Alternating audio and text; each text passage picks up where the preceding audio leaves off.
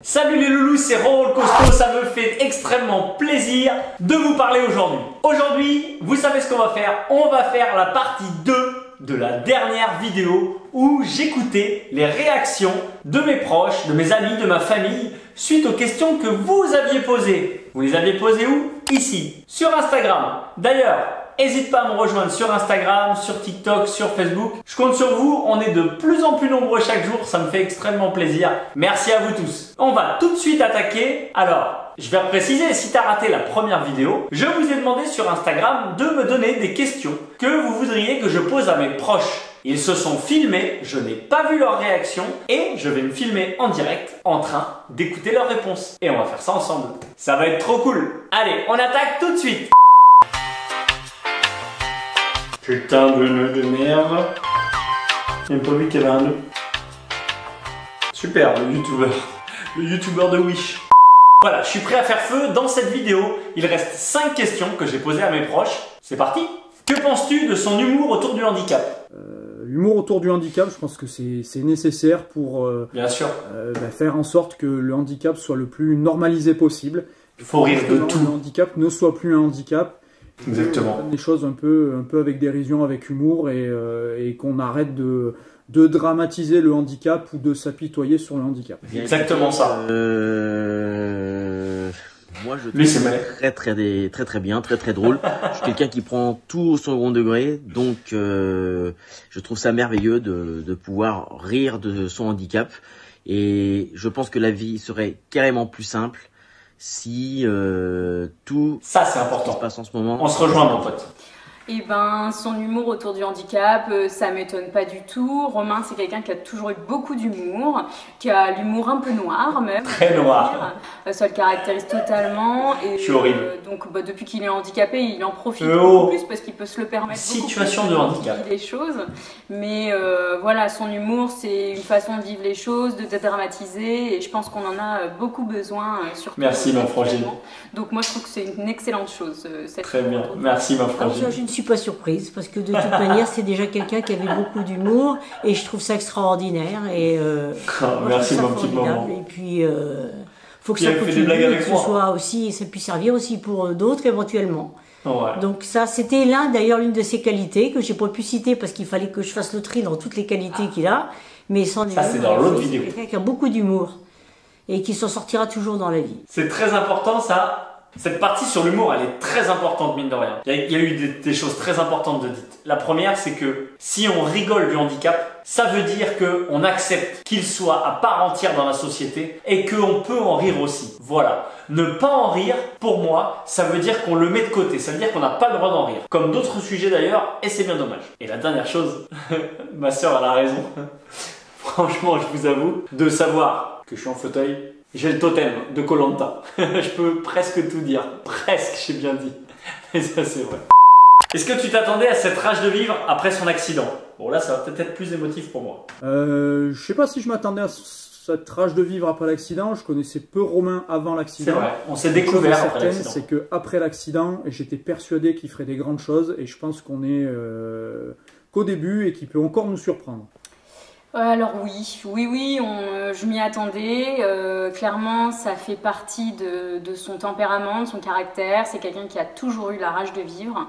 Et forcément, on a eu un petit doute à un moment, au début. Et puis en fait, très rapidement, les doutes se sont estompés. Et oui, on s'y attendait. Et oui, ça, c'est notre Romain. Donc oui, on s'y attendait quand même.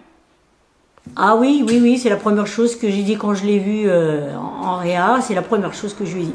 Je lui ai dit, tu vas te battre, tu as l'habitude, tu t'es toujours battu. D'ailleurs, il connaît, je lui avais raconté son histoire justement, quand j'étais enceinte de lui, il s'est déjà battu, puisque normalement, il devait même pas être là. Et donc déjà, quand il était dans mon ventre, je lui disais de se battre pour rester là, il est resté là. Donc je lui ai dit, ça sera la deuxième fois, tu te battras aussi, pour rester en vie, et je lui avais dit, tu te battras, je sais que tu y arriveras, et on t'aidera s'il faut, mais tu iras jusqu'au bout sans problème. Je savais très bien qu'il le ferait. Bon, on va pas s'attarder là-dessus, hein, d'accord? Voilà. En tout cas, c'est touchant d'entendre tout ça. Vraiment, c'est très touchant. Voilà. Romain a-t-il changé votre regard sur le handicap? Je peux pas dire que Romain a changé mon regard sur le handicap, mais forcément, en ayant été aux côtés de Romain, dès et il y a été de manière chez lui, extrêmement accompagné dans toutes assidu. ces phases-là de retour à une vie plus ou moins normale, en l'ayant accompagné au boulot, forcément j'ai une vision de terrain du handicap, une vision de ce que c'est au quotidien, une vision de ce que c'est au boulot, ce que c'est les heureusement que vous avez été là, les collègues au Savoyard. Les complications qu'il peut y avoir et tout ce à quoi les handicapés ont fait face pour vivre normalement, et toutes les barrières que l'on peut leur mettre, pas forcément volontairement, mais une marge de trottoir, une porte trop petite, des choses comme ça qui pour nous semblent évidentes et qui pour eux est une vraie galère. Alors je dirais que oui, sur plusieurs facettes. Une des premières facettes et qui est pas forcément évidente quand on vit pas dans un monde de moi je connaissais pas du tout le monde du handicap avant mon accident. Tout coûte très cher. Il faut tout adapter, ça, il faut tout revoir, repenser sa vie, et donc oui, ça coûte cher. Après, il y a d'autres choses qu'on découvre avec le handicap, c'est-à-dire l'accessibilité dans les lieux publics, dans la rue.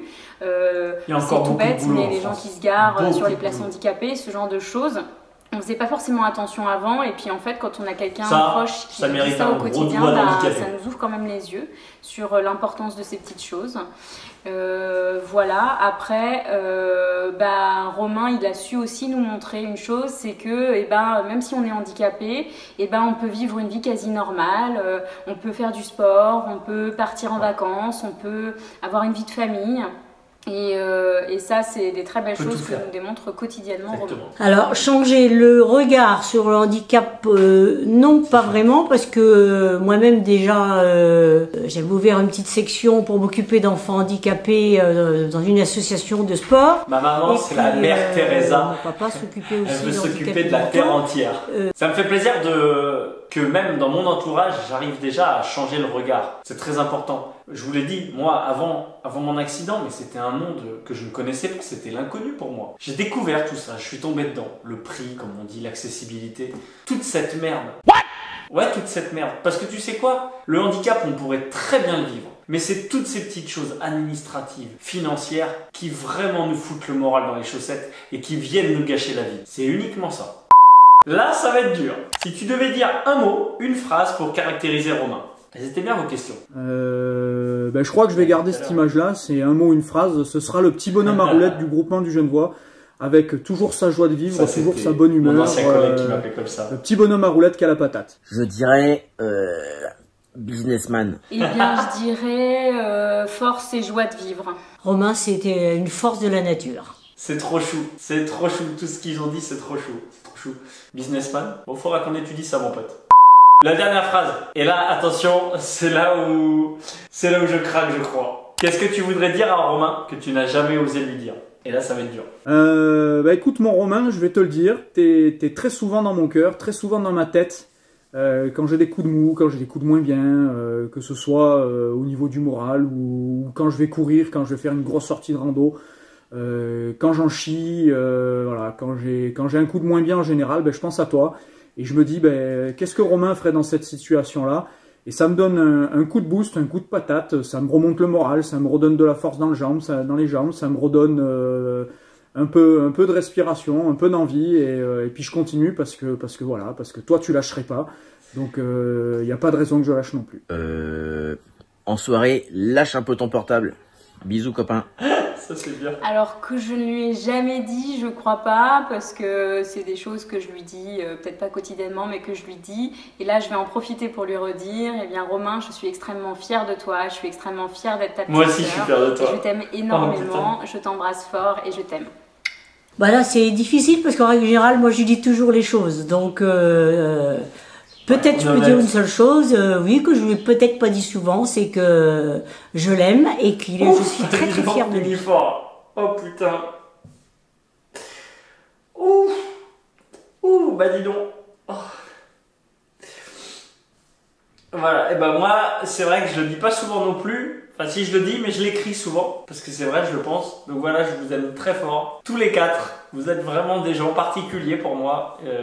J'oublie pas mon Juju qui devait participer à cette vidéo et pour un problème de timing, voilà, il a pas pu me faire la vidéo, mais je pense très fort à toi Juju, tu sais que t'es dans mon cœur aussi. T'es quelqu'un de très important pour moi, voilà. Bon, ça va être dur de finir la vidéo comme ça. Écoutez, voilà, je suis vraiment heureux. Je vous remercie du fond du cœur parce que vos questions, elles étaient vraiment géniales. J'en ai sélectionné 11, mais il y avait que des super questions. Je vous remercie beaucoup d'être cette communauté bienveillante et tellement adorable avec moi. Donc voilà, je vous offre beaucoup, mais vous m'offrez beaucoup en retour.